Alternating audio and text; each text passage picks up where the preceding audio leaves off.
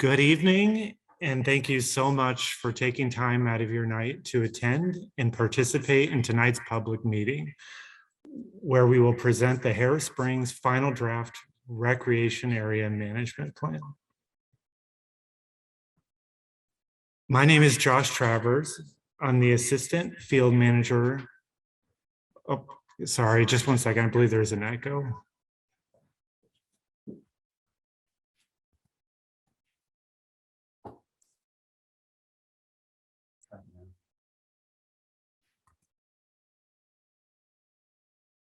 Testing? Yeah, there we go. Okay, sorry about that. My name is Josh Travers. I'm the Assistant Field Manager for Red Rock Sloan Field Office. I'm excited to be here tonight with an amazing team of specialists to share with you all Red Rock Canyon's step forward in providing needed management direction for the Harris Springs area. Your input and participation is incredibly important to the process and is what will make this planning effort a success. For those of you who are less familiar with Red Rock Canyon, we are a national conservation area managed by the Bureau of Land Management as part of the National Conservation Land System. In the past 6 years, Red Rock Canyon has gone from 2 million visitors to the 4 million visitors we see today. And we expect to reach 5 million visitors annually by 2025. National conservation areas work as a unifying and essential link for critical habitat, animal migrations, many special status species, and public access across the Western US. While many national conservation areas are remote, Red Rock Canyon is easily accessible and part of an active, vibrant landscape near communities where people live, work, and recreate. Because of our popularity, many people think of Red Rock Canyon as part of the national park system or perhaps a large urban park. It is important to remember we are not a national park, but a national conservation area with a congressional mandate to conserve, protect, and enhance for the benefit and enjoyment of present and future generations. Protection of natural and cultural resources lives as our highest priority, followed by the need to provide and manage recreational access. Red Rock Canyon has a resource management plan that provides management direction at the highest level and establishes a foundation for providing recreation opportunities while protecting these resources. The Harris Springs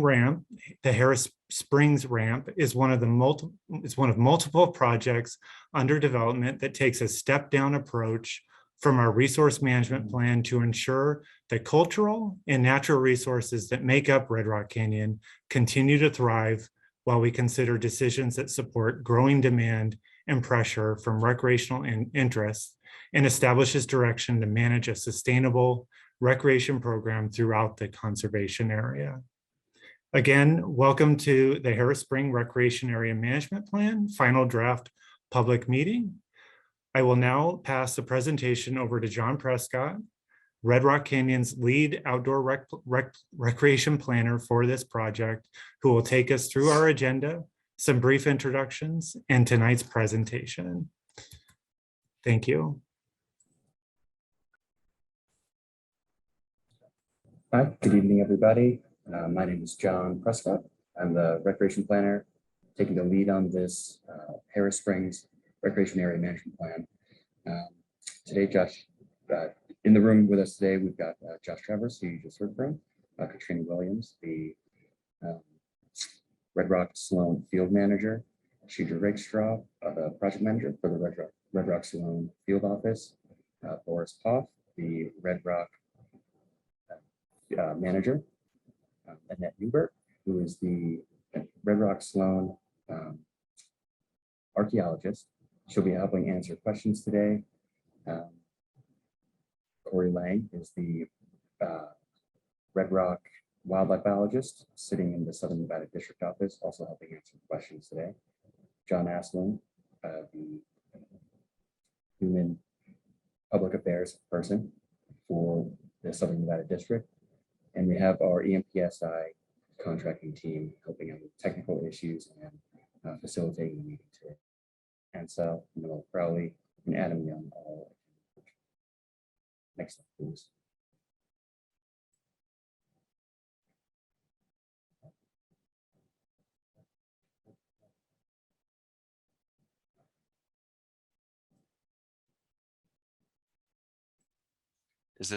Can everybody hear me okay?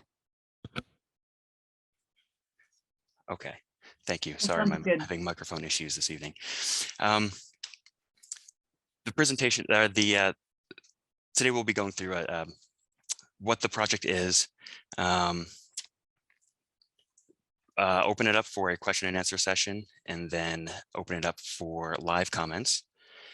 And starting off with the presentation. So the Harris Springs project area is approximately 4,600 acres in the northern part of the Red Rock Canyon NCA. It's encompassing an area just south of Highway 157 and Kyle Canyon Road. And it's in a part of the NCA referred to as the North Expansion Area, which was included as part of the congressionally designated National Conservation Area back in 1994. There are 37.7 miles of mapped roads in this project area and 17 miles of mapped trails in the project area.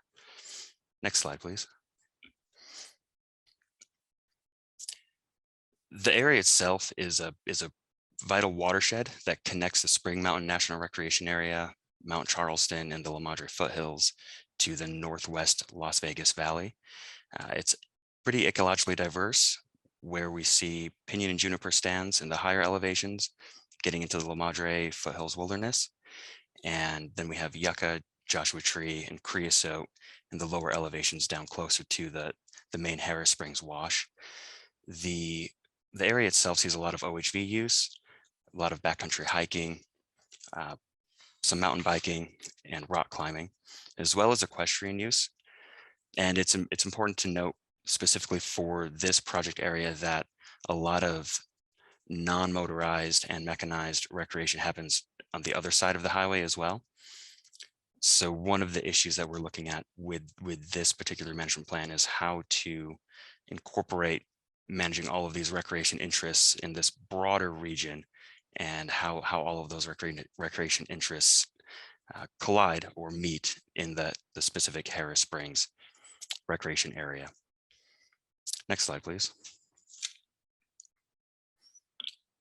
So in 2013, the Carpenter 1 fire burned very heavily just north and west of the project area, and a little bit within the wilderness of the Harris Springs planning zone. As a response, the BLM and Forest Service started a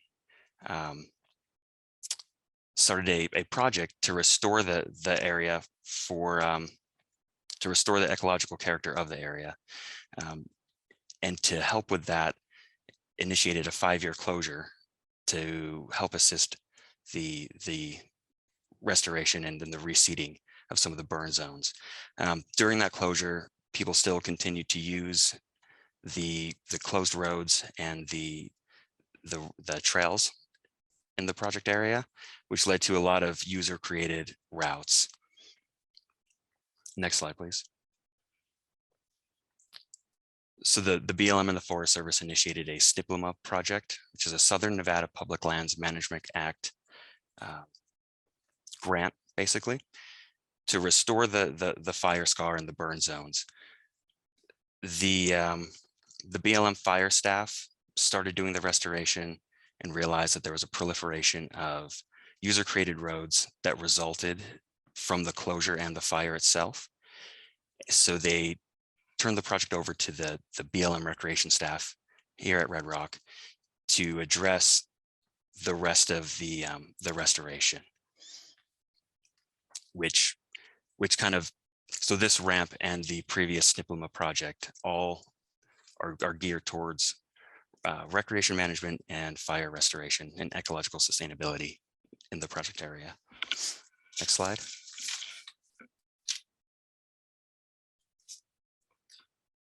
The fire crews did accomplish the vegetation restoration of the Snipuma project.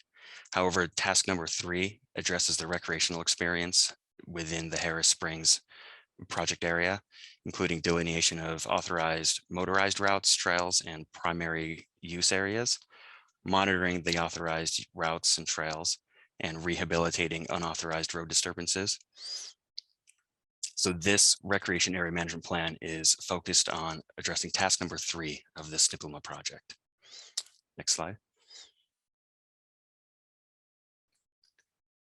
So why are we preparing this ramp? Other than to respond to task number 3 of the Snipuma project, which is, again, to address the recreation use in the area.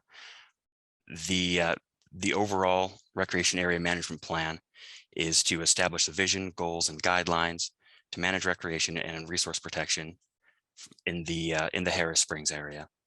We want to balance post-fire ecological recovery and resource protection with improved visitor safety, access, and recreation. And last but not least, to plan for the future population growth that's expected within the Las Vegas suburban neighborhoods, and meet the recreation demand and plan for it in a sustainable and organized way. Next slide, please. This little chart shows some population trends, population growth in Las Vegas since 2010. The Harris Springs planning area is at the forefront of this growth. The Kyle Canyon neighborhood, which is all of 157, currently has a population of about 11,000 people. The projected 2050 population estimate for Kyle Canyon is 47,000 people. The Summerlin West neighborhood, which again abuts the main mouth of the Harris Springs drainage, currently has approximately 50,000 people living in it, and in 2050 the projection is to see 75,000 people. So this project area itself is looking at an increased population pressure of about 65,000 people in the next 25 years. Next slide, please. The Red Rock Canyon NCA has a resource management plan, which I'm sure many of you are familiar with by now. It was signed in 2005, and it provides very broad, high-level direction on how to manage the natural resources and recreation within the whole NCA. This ramp is one step below the resource management plan, and will provide a closer level planning and guidance specific to Harris Springs. The ramp will then set in place some projects that the Red Rock field staff will look to implement, such as restoration and other recreation improvements. And from there, monitor the success of those and make adjustments as needed into the future. Next slide, please. So in this process, we're currently in the public comment period for the ramp and the EA. The public comment period closes on February 18th. We started with a 30-day information gathering period, which ran from November 1 to December 1st, and we held a public meeting on November 10th. Since then, we've drafted the recreation area management plan, and again, put it out for public comment, which is where we are now. After February 18th, we'll summarize public comments and make any edits and revisions to the plan based on those comments, make a decision, and then continue on to implementation. Next slide, please.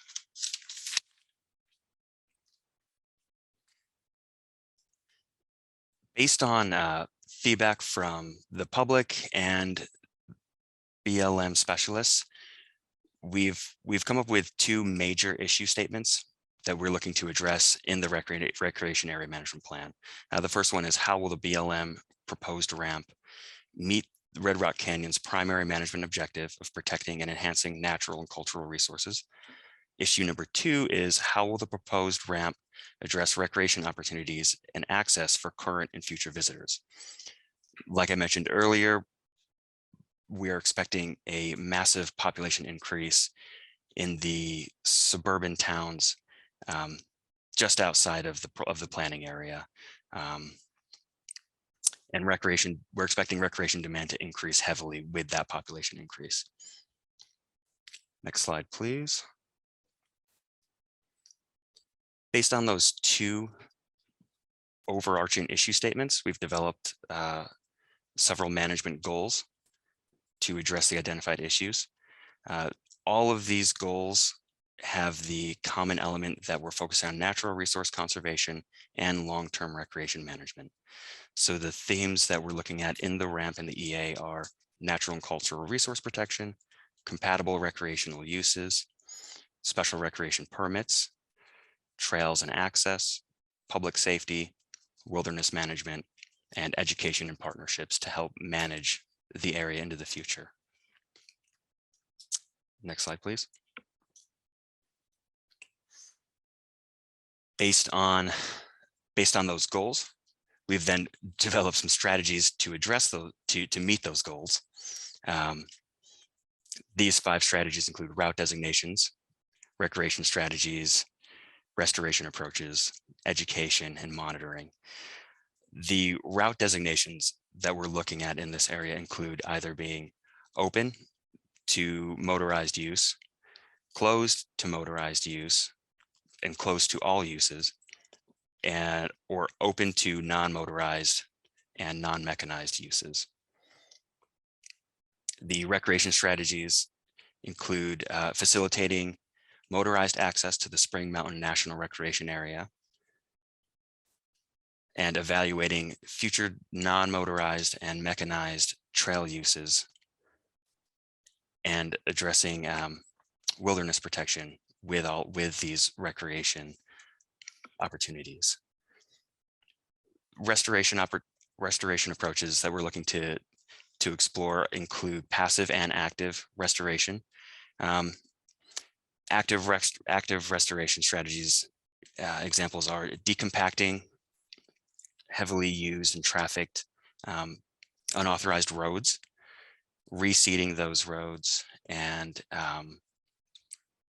replanting with live plants, vertical mulching in the line of sight to eliminate illegal routes or routes and trails, and blocking access to certain areas if we see increased resource damage, such as in wilderness areas at the wilderness boundaries. Signs and education, we're looking at installing several kiosks and information centers at the major staging areas in the planning area. Also delineating the wilderness boundaries a little bit better and delineating proper uses or authorized uses on certain roads and trails. And for monitoring, again, developing partnerships to help monitor the area better, as well as dedicating a full-time ranger to this north expansion area. Next slide, please. So this slide's just basically showing, how the Red Rock or how the ramp will be employed.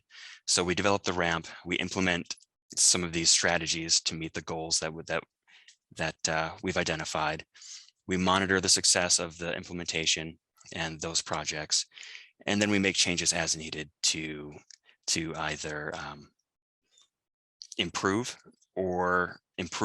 the implementation approaches and meet our goals, or dial back if we see that things are recovering nicely and there's future opportunity for more recreation. Again, part of the adaptive management approach is continuous changing based on the circumstances and adapting to what we see on the ground. Next slide, please. So this map gets to the heart of the ramp, and this is showing the proposed action. So in the EA, we have 4 action or alternatives, I'm sorry. This one being the proposed action. And what you're seeing on the screen are symbols, are the mapped roads and trails that we know of in the area. So the bright green lines are the roads that we're proposing to keep open. It's the main Harris Springs Wash Road and some of the offshoots of that, and 3 other roads that connect to the Spring Mountain National Recreation Area. The yellow routes that you see highlighted would be open to only non-mechanized or non-motorized recreation uses in an effort to protect the wilderness that we see where we're seeing incursions and some disturbances that we need to address to maintain the wilderness character. And the red lines are showing a proposed restoration. The red is a mixture of those active and passive restoration approaches that I mentioned earlier, where decompaction, revegetating, and physically blocking access to certain areas would be considered in all of these locations. To summarize what you're looking at, we're proposing to keep 13.8 miles of roads open to motorized use, which again are the green routes. We're proposing to close and restore 15.9 miles of unauthorized road disturbances. And we're proposing to keep 8 miles of roads open to non-motorized and non-mechanized restoration or recreation, I'm sorry. Some of the kind of bullseyes that you see on the screen, the red and the blue bullseyes, are marking areas where we're considering some kind of recreation installation, whether it's a kiosk or a barrier, restricting motorized access to certain routes, or signage delineating, again, the wilderness boundary and appropriate authorized uses on the roads and trails. And that's all I have for the presentation.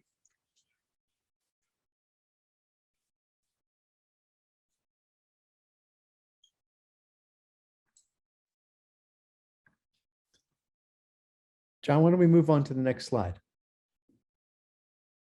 Excellent. Hi, I'm William Penner. I'm with EMPSI. We're a contractor assisting the BLM in preparing the ramp EA. And I'm going to be going ahead and helping the BLM. William, we're not able to hear you. Oh, you can't hear me? Sorry. Just in your room there for the BLM?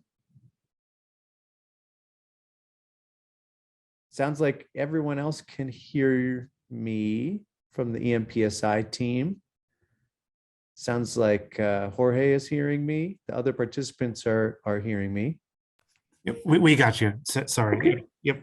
Oh, no problem. I apologize. So I'm going to be assisting the BLM in the question and answer session, and also later when we go ahead and have time for verbal comments. So I'm just going to do a little bit of housekeeping and kind of explain to folks how they can ask questions for this question and answer session.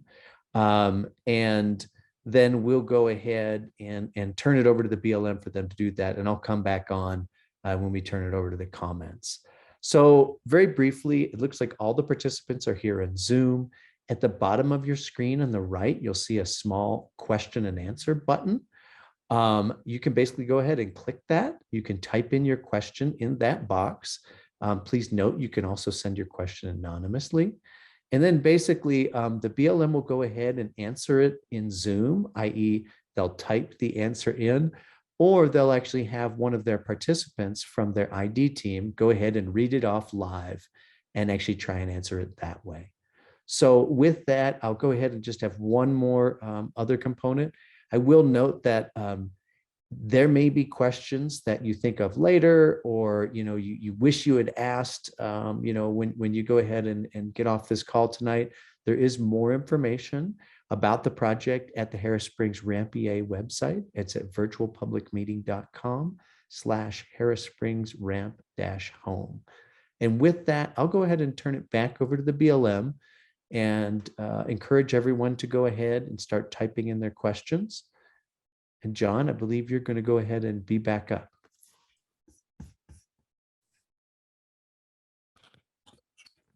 Thank you, William. So again, if you have any questions, you can type them in the chat, as William said, and we will make an attempt to answer them. And because we have so few panelists, I'll just try to answer them live. If you're Small not- pedantic interjection, type it in the question and answer function rather than the chat, because both of those are available to us. Thank Sorry you. to have to make that correction. That's my fault. Yeah, so again, type it in the question and answer chat box, and I'll make an attempt to answer them live. And otherwise, you can raise your hand, and I believe William would then unmute you, and you can ask your question live.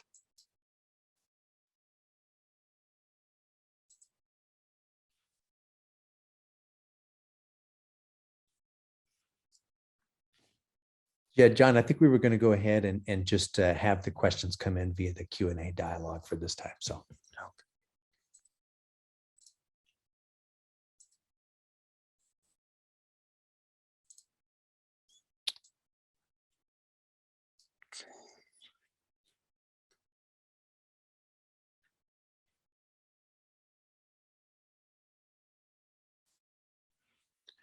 Okay, so the first question we have from Simone Griffin, thank you for your question.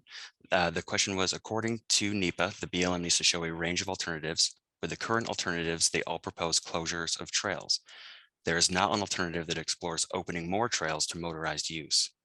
How come the BLM will consider a conservation alternative and not increased recreation alternative? That's a great question, and thank you for asking.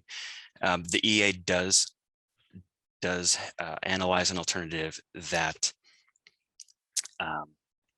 considers more recreation use in the area. Specifically, the proposed action looks at future non-motorized and non-mechanized uses.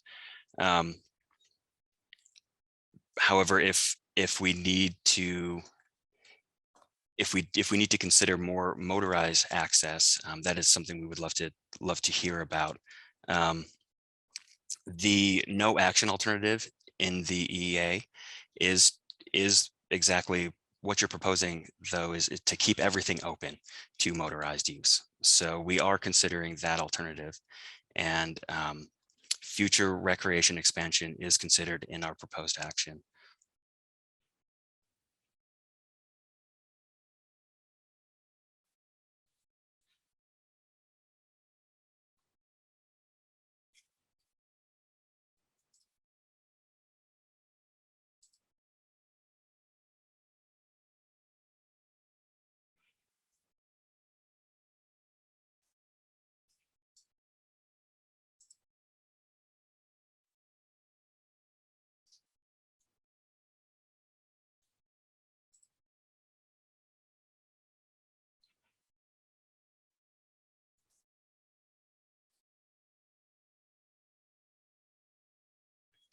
Another great question. Thank you, Simone. Does the plan specifically address e-bikes? It does not. It addresses mountain biking. Actually, let me think about that. It does address e-bikes. I'm sorry. Yeah, so what we would be proposing is to allow, again, class 1 and class 3 e-bikes, which per the current DOI guidelines can be considered for use on non-motorized trails, pending the authorized officer's decision via NEPA analysis.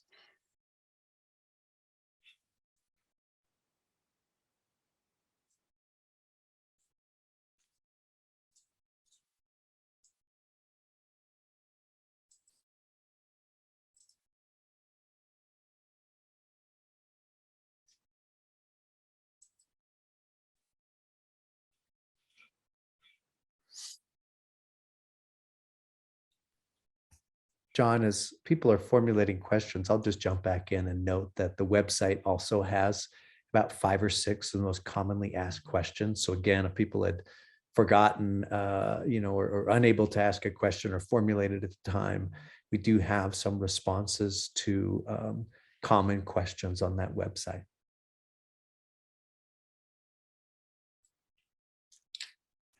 And just to circle back to the purpose of the National Conservation Area as a congressionally designated NCA, our mandate is to protect resources, natural and cultural resources for present and future generations.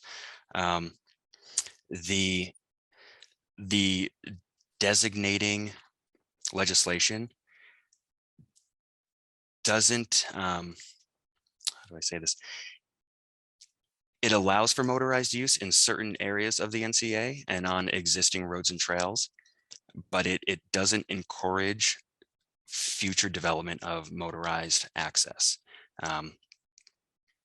So again, on the designated existing roads and trails, motorized uses is definitely allowed and encouraged on those routes. So we're held to that designating legislation for the most part when it comes to looking at future motorized access. Simone has a follow-up. How will the proposed alternative affect dispersed camping? A great question. Dispersed camping is currently allowed in the Harris Springs project area, and the proposed alternative won't have a direct impact on that. We will continue to monitor it to see if there are impacts from dispersed camping in the area, such as new disturbances, fire rings popping up, things like that. But right now, dispersed camping is allowed in the Harris Springs area. Important to note that the dispersed camping is only allowed within 200 feet of the existing roads and in current disturbed areas.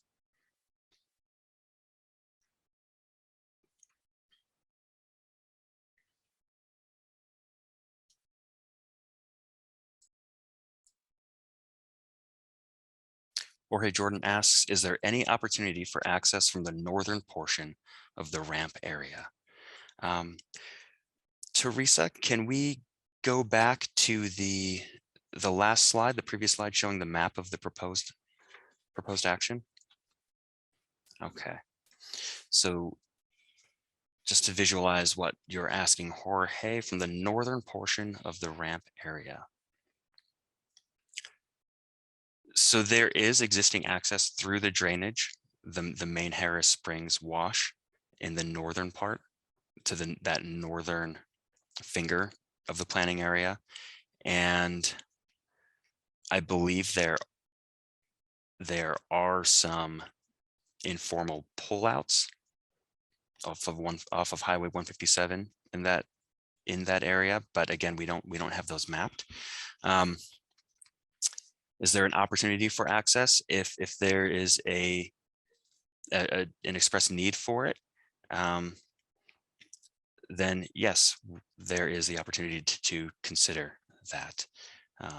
Again, I encourage all of these comments to be submitted to the project website, or the project email, I'm sorry, so they do get documented and can be addressed in the next version, or the revised EA.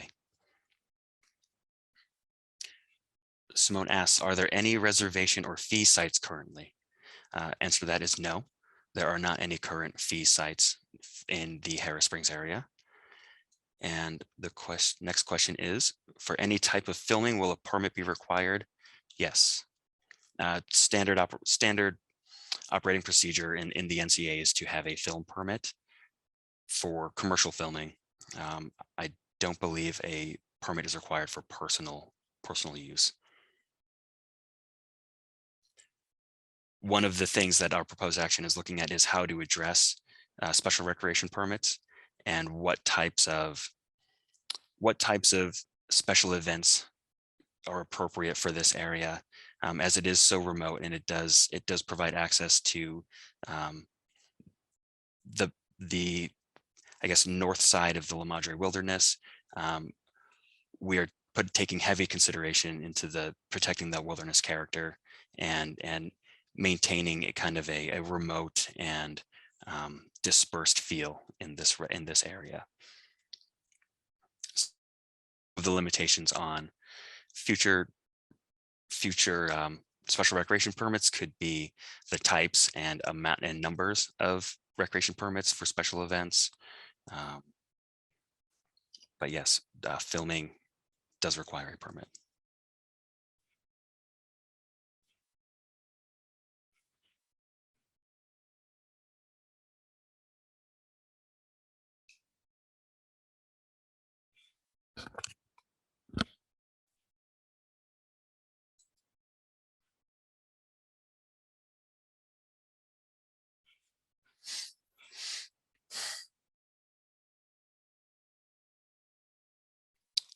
Simone asks, what are the proposed actions regarding drones? We don't have any proposed actions regarding drones other than they're not allowed in the wilderness as a mechanized use. I believe the standard policy for Red Rock right now is that if you launch your drone outside of the NCA and fly into the NCA, it's okay as long as you're not flying above people or wildlife. But if drones is clearly something we do need to take a closer look at and have policy for. So thank you for bringing that up.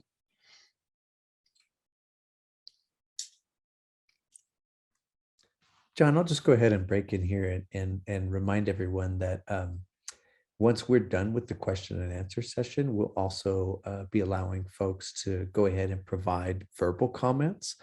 So they can stick around for that portion and let us know some of the issues they may want to consider. These are some great questions that we're getting here and some really productive dialogue. Just reminding folks what's going to happen after the question and answer session.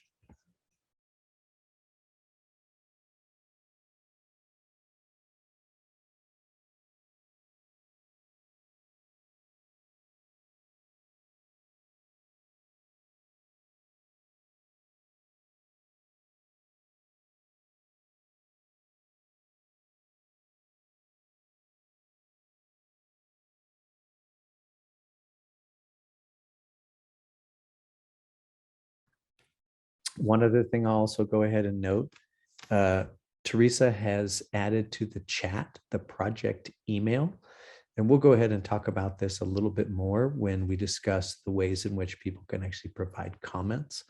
As we talked about, there'll be an opportunity for verbal comments in the remainder of this meeting, but also another way to go ahead and provide comments even after this meeting is done is to go ahead and send an email via the email address that Teresa put in the chat.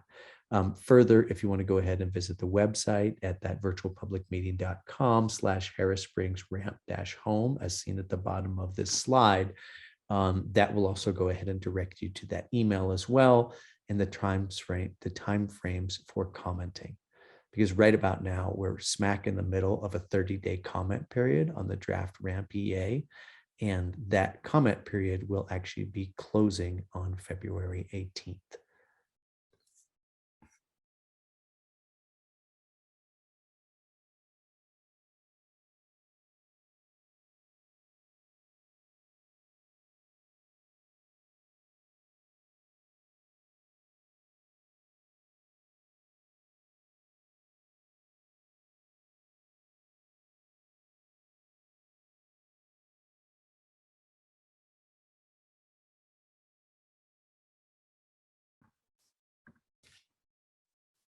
Seeing as it looks like we're going ahead and maybe have reached a logical conclusion for the question and answer period. Whoop, as soon as I say that, Jorge actually puts a question in there.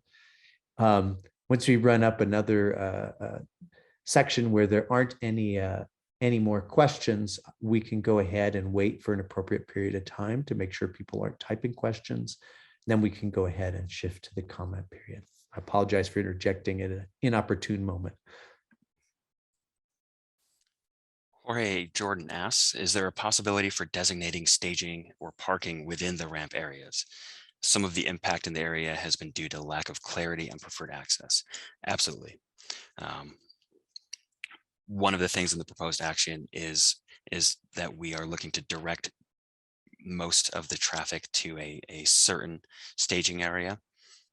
If you're at all familiar with the project area in the Harris Springs Wash Road, you'll know that there's a very large, disturbed, I guess, gravelly pullout right at the edge of the wash where most people unload their UTVs or whatever it is that they're doing.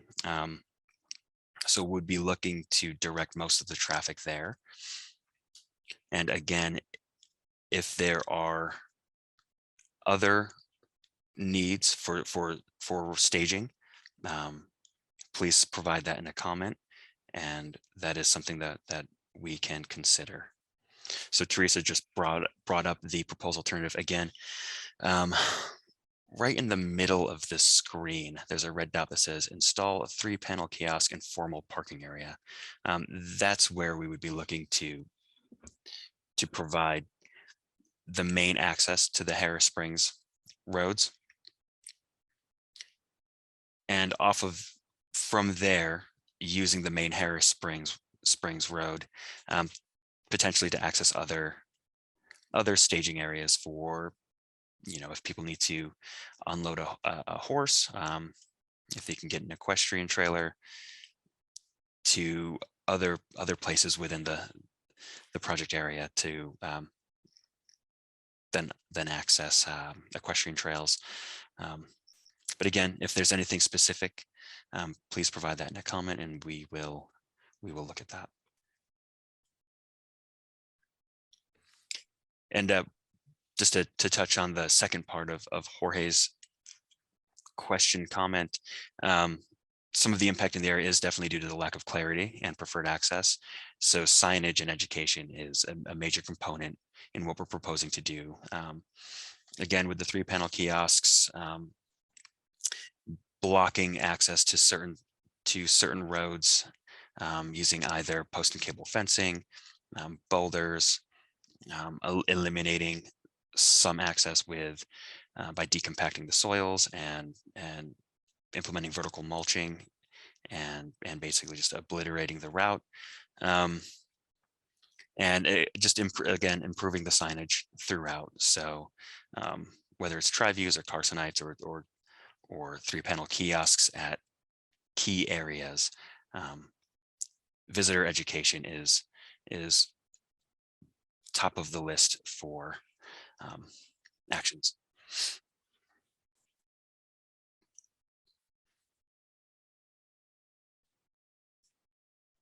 So John, I'll go ahead and repeat what I had said before, that we'll go ahead and give it 1 minute. That should allow people time to go ahead and close out any questions that they may be asking. And then after a minute's time, we can go ahead and we can move to the comments.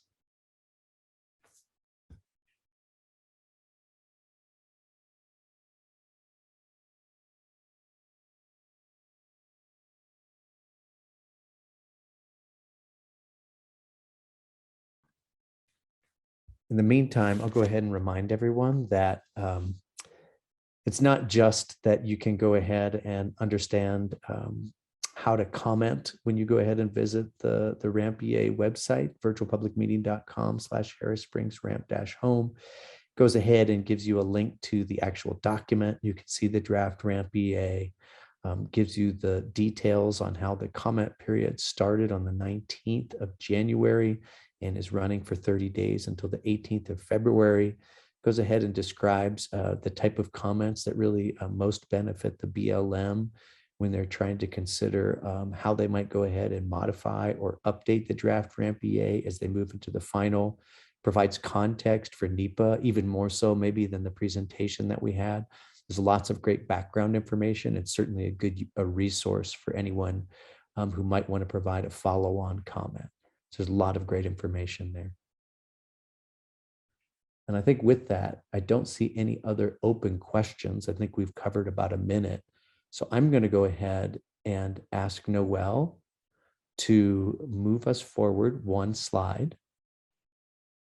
And I want to go ahead and just provide a bright line between the question and answer session and the comment period, or the verbal comment period we're going into here.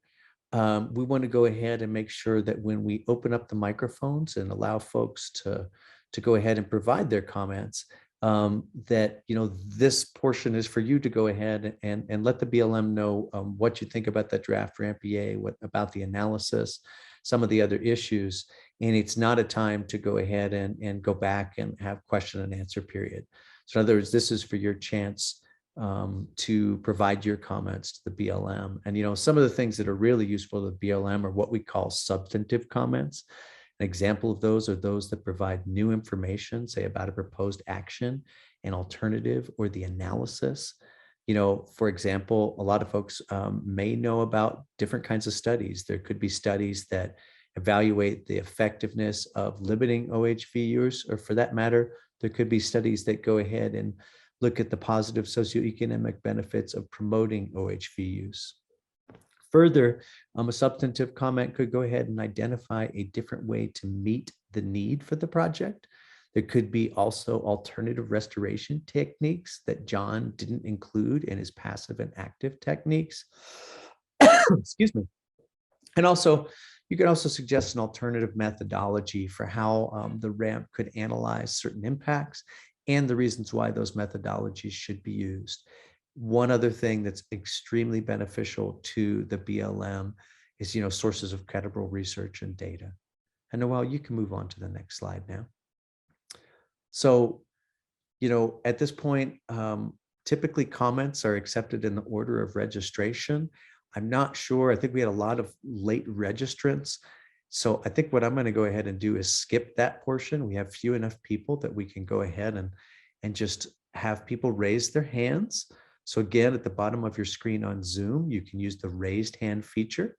We'll go ahead and then open up your microphone. That'll prompt you to unmute. And then if we don't see any phone callers, but if for some reason somebody actually does later on come on, they can raise their hand with *9. And as you'll see on the next slide, there'll be a 2-minute timer that'll be displayed in the screen to show the time remaining for your comments. Your comments will be included in the project record. And let's just say someone has comments that are going to exceed that 2-minute time limit. We'd love to be able to hear from the attendees that we have here now. So we're just going to go ahead and ask that you keep yourself to that 2 minutes, allow someone else to provide a comment as well, and then we can loop back to you and you can provide further comments as necessary. So we can go to the next slide, Noel. Excellent. So again, we sort of talked about verbal comments and some of the examples of substantive and non-substantive comments. We can move on past this. I feel like we've addressed it pretty well. Excellent. So just a little bit of guidelines. We do want to hear from all members of the public, as I talked about previously. And really, out of respect for others' participation and input, we're going to use the following guidelines. If you stay inside your allotted time, that allows everyone to have the opportunity to speak. Respect for others is really key, both your fellow participants as well as the agency staff who are here. Please refrain from profanity. And if guidelines aren't followed, we'll go ahead and reserve the right to mute microphones and move on to the next person. And again, I've mentioned this several times in the past, but I'll mention it again. If you didn't get to speak, or you just feel less comfortable speaking in this context, you can go ahead, visit the RAMP-EA website for more information, virtualpublicmeeting.com/Harris-Springs-RAMP-home. And you can go ahead and it will explain right there how to go ahead and provide your comments. And with that, I see one individual who has raised their hand. Simone, let's go to you first. And I'm going to go ahead. There we go. You can go ahead and unmute your mic. Simone, you're with us. Go ahead. Okay, thank you. Thanks for answering all my questions too. I really appreciate it. Oh, no problem. Go ahead. My name's Simone Griffin. I'm the policy director for Blue Ribbon Coalition. We've got members throughout all 50 states, hundreds of thousands of motorized users. And as I look through the alternatives, alternative D proposes the least amount of mileage closed. It's more than 10 miles. And so we would like to see a true recreation alternative developed. We've seen the past few years motorized recreation and recreation in general on public lands explode, and there's no sign that that's going to decrease in the near future. And so there should be an alternative that explores creating new routes and adding more mileage into the system, so that we don't concentrate use onto a limited amount of mileage, because as we can see, motorized recreation, it's not going anywhere. And so more mileage could really help mitigate those negative impacts. There's a purpose and a need for roads and trails, not just for recreation purposes, but also it acts as a natural fire barrier for emergency response teams. A year ago, President Biden also issued an executive order talking about that we need to improve equality for all, including those with physical disabilities and limitations, and motorized recreation and motorized access is the only way that a lot of those people are able to use and access public lands. And so a true recreation alternative would like to see developed for those reasons. And I'll submit a comment as well later on, a written comment, but thank you for your time. Thank you ever so much, Simone, both for your comment as well as your trenchant questions. So Jorge, I see that you're actually up next. We'll go ahead and ask you to unmute your microphone. Go ahead, Jorge. Oh, it was unmuted and now it went back to being muted. There we go. Jorge, are you with us? Yeah, can you hear me okay? I can. Awesome. Give us a moment while we go ahead and catch up with the timer real quick. Perfect. You're back to 2 minutes. Go ahead, Jorge. I can hear you. Okay. My name is Jorge Jordan. I'm with the Southern Nevada Climbers Coalition. Thank you guys for receiving our comments, and really appreciate you guys keeping us really involved in the process the entire way. This has been kind of a standard setting, and hope to continue to collaborate with you guys in the future like this. Sorry that we haven't got a chance to meet ahead of this meeting. We've been busy with the SNCC personally as well. But I just wanted to reiterate previous points we've discussed about potential for designating some parking areas that improve the access to the 3 historical climbing areas in the area. With the current alternative B, it looks like the kind of historical access for climbing has been somewhat cut off, and the hikes will continue to kind of get longer and longer as these changes get made. There can be significant improvement in the recreation opportunity with somewhat minimal impact by having 1 or 2 designated areas of access for parking that include perhaps from a northernmore or easternmore part of the plan area. Really appreciate you guys and everything you do, and hope we can discuss further how to help protect this area and increase our recreation opportunities. Thanks. Jorge, thanks for your input. And you bring to mind something that we probably didn't mention, but at that same website, there is actually an interactive map of all the alternatives. You can go ahead and turn them on and off. As an example, Jorge, you probably know where the climbing areas and where the best access might be, but that feature actually allows you to sort of go ahead and go beyond what you can get just from sort of a static map. It's a great feature for folks who want to zoom in or zoom out and go ahead and maybe dial in something and have a particularly informed comment just by being able to go ahead and vary the view that you have. So I just wanted to bring up that feature that I don't believe that we actually mentioned previously. So anyone else at this point, we have a small number of attendees. So if anyone wants to provide further comments, even if you've spoken before, Jorge, if you wanted to talk a little bit more about that, Simone, or anyone else, feel free to go ahead and raise your hands.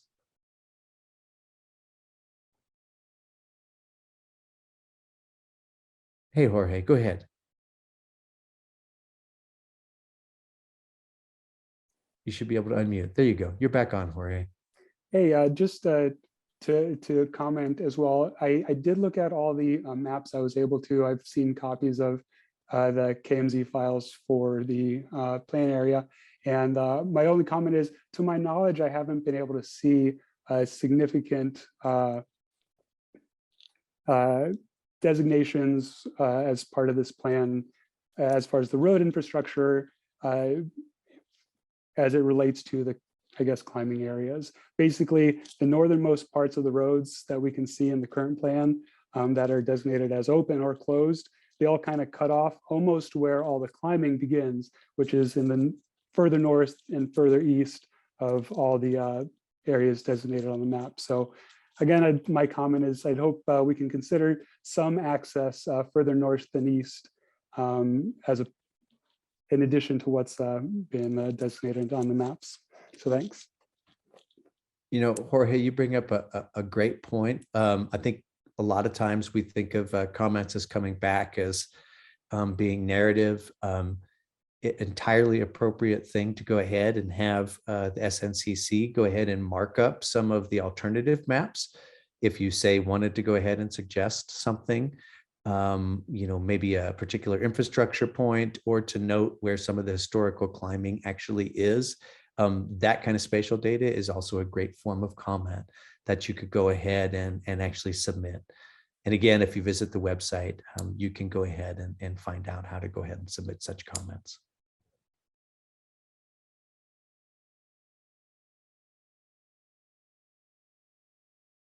Anyone else that has any other comments, you can go ahead and raise your hand. Jorge, I will say you're not taking up our time. We're available here to go ahead and listen to your comments. So we actually really appreciate your feedback and taking the time to participate tonight. And that goes to everyone, whether you're providing a comment or not. So we really appreciate all the attendees. And I'll remind everyone, Teresa did go ahead and throw in the chat the project specific email. That is one of the ways to go ahead and provide a comment. I'll further remind everyone that, you know, we're in the middle of a 30-day comment period on the draft ramp EA. That again ends on February 18th. And really that's the last major chance to go ahead and have the public have an opportunity for the BLM to consider some of their thoughts and consider if there's a possibility of a way to address that in the final ramp EA.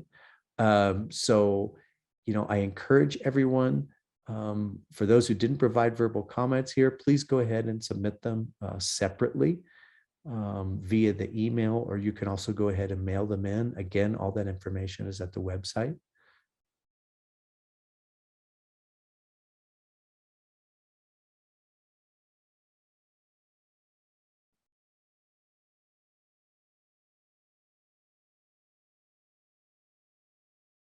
And while we wait just to see if anyone else wants to raise their hands in these last minutes, I'll go ahead and actually just thank Simone as well for your participation. I really appreciated the questions that you had and that dialogue, and the SNCC's continuing engagement with variety of the ramp EAs across the Red Rock National Conservation Area. So we really appreciate it from the project perspectives.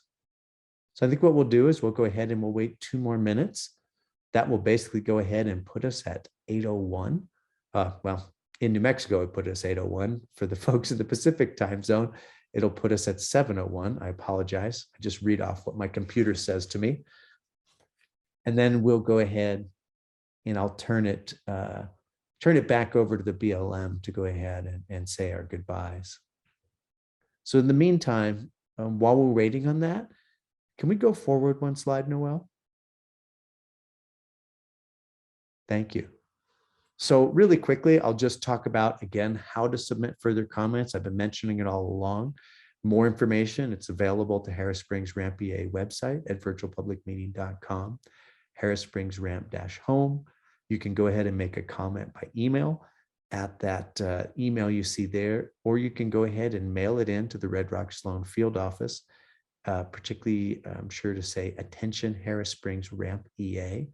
And again, as you'll see there, comments must be received by February 18th, 2022.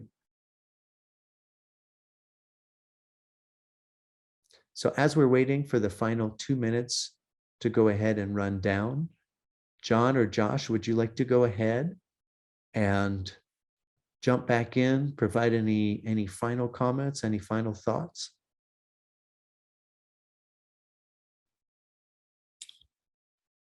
Yeah, thanks, William. And thank you everyone for participating in tonight's meeting.